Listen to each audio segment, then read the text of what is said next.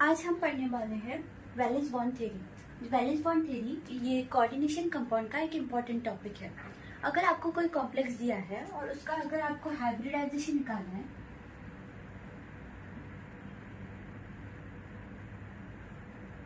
Geometry find out करना है, या फिर वो पर्टिकुलर कॉम्प्लेक्स हाई स्पिन है या लो स्पिन है, ये फाइंड आउट करना है, और वो पर्टिकुलर कॉम्प्लेक्स का मैग्नेटिक नेचर निकालना है, तो आप वैलेंस बॉन्ड थ्योरी का यूज करेंगे। अभी ये वैलेंस बॉन्ड थ्योरी होता क्या है? वैलेंस बॉन्ड थ्योरी के अकॉर्डिंग जो मेटल रहता है वो required number of vacant orbital provide करेगा। और जैसे कि हमें पता है लिगेंड का काम क्या होता है, इलेक्ट्रॉन को डोनेट करना। तो लिगेंड अपने इलेक्ट्रॉन डोनेट करेगा मेटल के वैकेंट ऑर्बिटल में। तो मेटल ने कितने वैकेंट ऑर्बिटल प्रोवाइड करने चाहिए? जितने लिगेंड के पास कोऑर्डिनेशन नंबर रहेंगे। सपोज कंसिडर करते हैं लिगेंड का कोऑर्डिनेशन नंबर 6 है, तो मेटल को 6 वैकेंट ऑर्बिटल प्रोवाइड करने पड़ेंगे। जब ये इलेक्ट्रॉन डोनेशन होगा तो यहाँ पे ओवरलैपिंग होती है। इस ओवरलैपिंग की वजह से कोऑर्डिनेट बॉन्ड का फॉर्मेशन होगा मेटल और लिगेंड के बीच में। कोऑर्डिनेट बॉन्ड का फॉर्मेशन होगा। जब ये ओवरलैपिंग होगा तो डिफरेंट टाइप के हाइब्रिडाइजेशन पॉसिबल है। तो हाइब्रिडाइजेशन हो सकते हैं sp2, sp3, dsp2, sp2d, sp3d2, ऐसे डिफरेंट टाइप के हाइब्रिडाइजेशन पॉसिबल है। और अगर इनर डी ऑर्बिटल इन्वॉल्व है इस ओवरलैपिंग में, इनर डी ऑर्बिटल इन्वॉल्व है,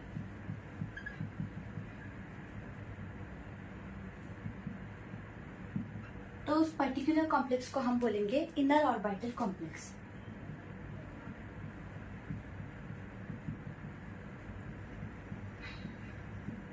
और अगर इस ओवरलैपिंग में आउटर डी ऑर्बिटल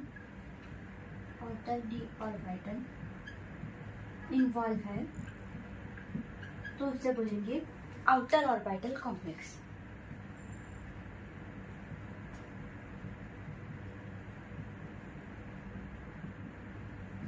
अभी हम देखेंगे अगर आपको डिफरेंट टाइप के कोऑर्डिनेशन नंबर दी है तो उनके हाइब्रिडाइजेशन क्या होंगे, उनकी ज्योमेट्री क्या होगी।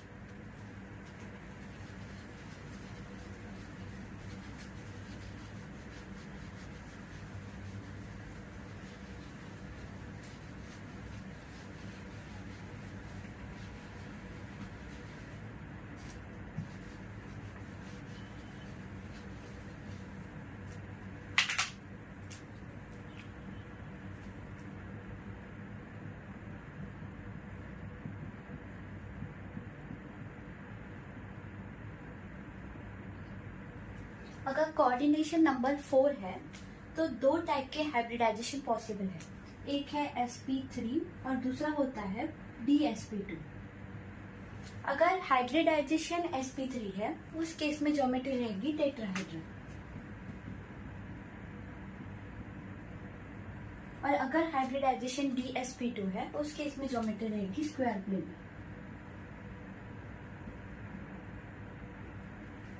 और अभी आता है दूसरे टाइप का कोऑर्डिनेशन नंबर 6 है।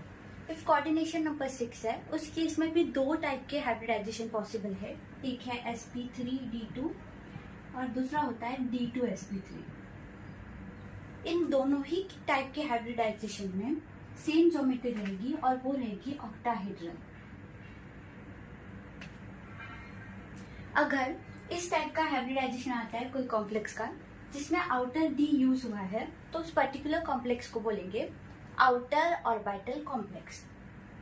Outer orbital complex. और अगर इस टाइप का हाइब्रिडाइजेशन आता है d2sp3 तो उस पर्टिकुलर कॉम्प्लेक्स का हाइब्रिडाइजेशन हो जाएगा इनर ऑर्बिटल कॉम्प्लेक्स।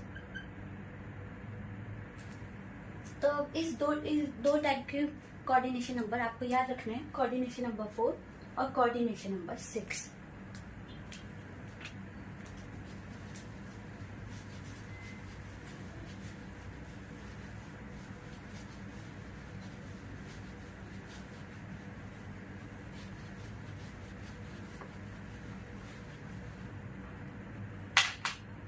इसके बाद में हम पढ़ेंगे, अगर आपको कोई एक कोऑर्डिनेशन कंपाउंड दिया हुआ है और उसका आपको अगर हाइब्रिडाइजेशन आइडेंटिफाई करना है, ज्योमेट्री आइडेंटिफाई करना है, वो पर्टिकुलर कॉम्प्लेक्स लो स्पिन है या हाई स्पिन है या उसका मैग्नेटिक नेचर निकालना है, तो मैं आपको एक फ्लो चार्ट बताऊंगी जिस आपको स्टेप वाइज फॉलो करना है।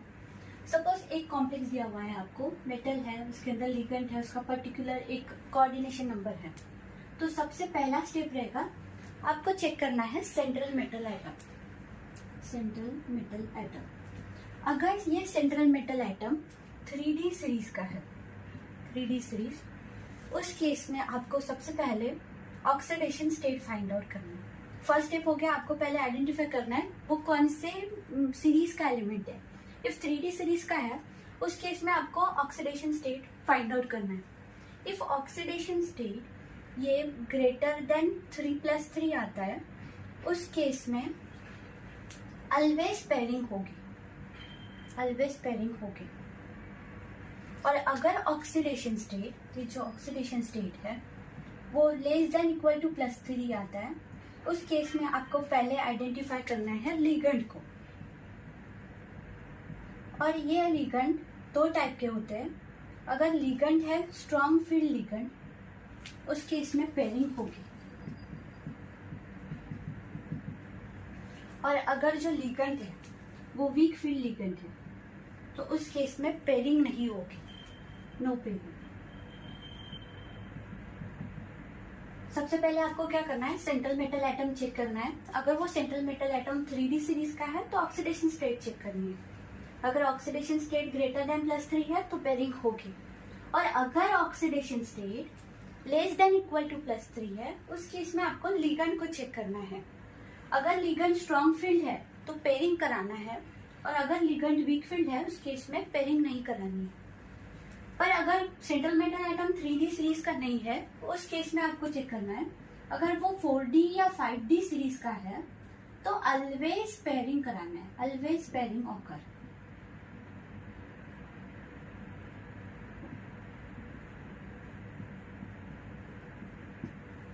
अभी हम सबसे पहले यहाँ पे समझेंगे स्ट्रॉन्ग फील्ड लिगेंड क्या है, वीक फील्ड लिगेंड क्या है।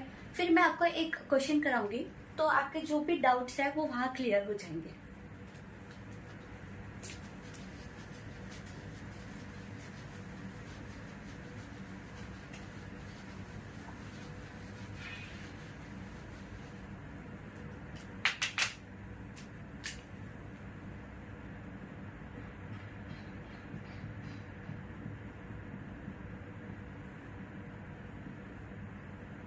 स्ट्रेंथ ऑफ लिगेंड, लिगेंड को हम कंसिडर करेंगे दो टाइप के हैं। एक है स्ट्रॉन्ग फील्ड लिगेंड और दूसरा रहेगा वीक फील्ड लिगेंड। अगर लिगेंड स्ट्रॉन्ग फील्ड है उस केस में आपको पेयरिंग कराना है, और अगर लिगेंड वीक फील्ड है उस केस में आपको पेयरिंग नहीं कराना है, नो पेयरिंग।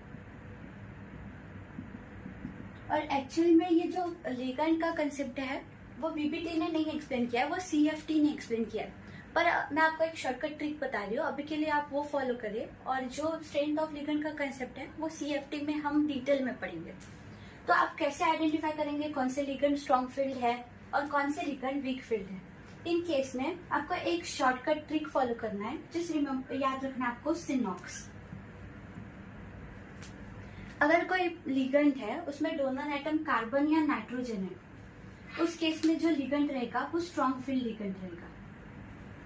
और अगर डोनर एटम ऑक्सीजन या हैलोजन है, X मीन्स हैलोजन, आप कंसिडर कर सकते हो fluorine, chlorine, bromine, iodine. If donor atom oxygen या हैलोजन है, उस केस में जो लिगेंड रहेगा वो वीक फील्ड लिगेंड रहेगा। मतलब सबसे ज्यादा स्ट्रॉन्ग लिगेंड रहेगा carbon, then nitrogen, then oxygen, halogen. ये सीक्वेंस को आपको फॉलो करना है। आपको कुछ एग्जाम्पल भी याद रख सकते हो, जैसे CN हो गया, CN-, ये स्ट्रॉन्ग फील्ड लिगेंड है। NH3 हो गया, CO हो गया, EN हो गया। इन केस में डोनर एटम नाइट्रोजन है। और वीक फील्ड लिगेंड के लिए आप एग्जाम्पल को याद रख सकते हो, जैसे H2O हो गया, OH- हो गया, हैलोजन आ गए सब, जैसे फ्लोरीन, क्लोरीन, ब्रोमीन, आयोडीन। बस आप ये लिगेंड को याद रखिए। अभी हम एक क्वेश्चन सॉल्व करेंगे सो दैट आपको पूरा कंसेप्ट क्लियर हो जाएगा। तो एग्जांपल है Cn/6 -4। सबसे पहले आपको सेंट्रल मेटल एटम को आइडेंटिफाई करना है। If central metal atom 3D series का है तो ऑक्सीडेशन स्टेट फाइंड आउट करनी है। तो यहाँ पे जो Fe है उसका ऑक्सीडेशन स्टेट निकालना है। तो Fe का ऑक्सीडेशन स्टेट है यहाँ पे +2। उसके बाद आपको Fe का इलेक्ट्रॉनिक कॉन्फ़िगरेशन लिखना है। Fe का इलेक्ट्रॉनिक कॉन्फ़िगरेशन एटॉमिक नंबर है 26, तो इलेक्ट्रॉनिक कॉन्फ़िगरेशन हो जाएगा एरेगॉन 3d6 4s2। बाद में इलेक्ट्रॉनिक कॉन्फ़िगरेशन लिखिए Fe+2 का, बिकॉज ऑक्सीडेशन स्टेट +2 है, तो इलेक्ट्रॉनिक कॉन्फ़िगरेशन हो जाएगा एरेगॉन 3d6 और यहाँ पे +2 है तो आपको इलेक्ट्रॉन रिमूव करने पड़ेंगे 4s से, तो हो जाएगा 4s0। अब आपको ड्रॉ करने हैं ऑर्बिटल 3d, उसके बाद 4s के बाद में भी दूसरे ऑर्बिटल रहेंगे बट वो एम्प्टी रहेंगे, 4s 4p, उसके बाद में आएगा 4d। हमें पता है d में 5 ऑर्बिटल रहते हैं तो ड्रॉ कर लेंगे 5 ऑर्बिटल। उसके बाद में s में 1 ऑर्बिटल होता है, p में 3 ऑर्बिटल होते हैं और d में 5 ऑर्बिटल होते हैं। अब ये इलेक्ट्रॉन को फिल कर लीजिए। 6 इलेक्ट्रॉन है तो पहले सिंगल ही फिल करना है, उसके बाद में पेयरिंग स्टार्ट करेंगे। अभी आपको आइडेंटिफाई करना है लिगेंड स्ट्रॉन्ग फील्ड है या वीक फील्ड है। जैसे Cn हो गया, ये स्ट्रॉन्ग फील्ड लिगेंड है, Cn is strong field ligand, तो क्या होगा, यहाँ पे पेयरिंग होगी, पेयरिंग। फिर से ये ऑर्बिटल को ड्रॉ कर लीजिए 3d, उसके बाद में आएगा 4s 4p, उसके बाद में आ जाएगा 4d। d में कितने ऑर्बिटल रहेंगे, 5 ऑर्बिटल, उसके बाद में 4s, फिर आ जाएगा 4p, उसके बाद में आ जाएगा 4d। ये ओवरऑल कितने इलेक्ट्रॉन है, 6 इलेक्ट्रॉन। ओवरऑल 6 इलेक्ट्रॉन है तो आपको पेयरिंग करनी है। कैसे पेयर करेंगे आप, इस तरह से। अभी क्या हो जाएगा, यहाँ पे कितने कोऑर्डिनेशन नंबर है, 6। तो मैंने पहले ही बता दिया था, कोऑर्डिनेशन नंबर जितना रहेगा उतने मेटल को अपने वैकेंट ऑर्बिटल प्रोवाइड करने पड़ेंगे। तो 6 कोऑर्डिनेशन नंबर है तो 6 एम्प्टी ऑर्बिटल लगेंगे। ये एम्प्टी ऑर्बिटल हो गया, ये सेकंड हो गया, ये थर्ड हो गया, ये फोर्थ, फिफ्थ, 6। तो ये 6 ऑर्बिटल में लिगेंड अपने इलेक्ट्रॉन को डोनेट करेगा। तो कौन कौन से ऑर्बिटल इन्वॉल्व है इसमें, d के 2 हो गए, s का 1 हो गया, p के 3 हो गए, तो कौन सा हाइब्रिडाइजेशन आएगा, d2sp3। इफ d2sp3 हाइब्रिडाइजेशन है तो कौन सा ज्योमेट्री रहेगा, ऑक्टाहेड्रल। और यहाँ पे देखिए सभी इलेक्ट्रॉन पेयर है, अनपेयर्ड इलेक्ट्रॉन नहीं है। इफ सब इलेक्ट्रॉन पेयर रहते हैं तो पर्टिकुलर कॉम्प्लेक्स रहेगा डायमैग्नेटिक। और एक कंसेप्ट आता है हाई स्पिन और लो स्पिन। इफ अनपेयर्ड इलेक्ट्रॉन नहीं है तो इसका मतलब है वो पर्टिकुलर कॉम्प्लेक्स जो है वो लो स्पिन कॉम्प्लेक्स है, लो स्पिन कॉम्प्लेक्स। तो आज हमने पढ़ा कि कोई भी कॉम्प्लेक्स का हाइब्रिडाइजेशन कैसे निकालते, ज्योमेट्री कैसे निकालते, वो कॉम्प्लेक्स हाई स्पिन है या लो स्पिन है, और मैग्नेटिक नेचर कैसे निकालते। आज के लिए इतना ही, बाकी का हम कंटिन्यू करेंगे नेक्स्ट क्लास में। Okay, thank you.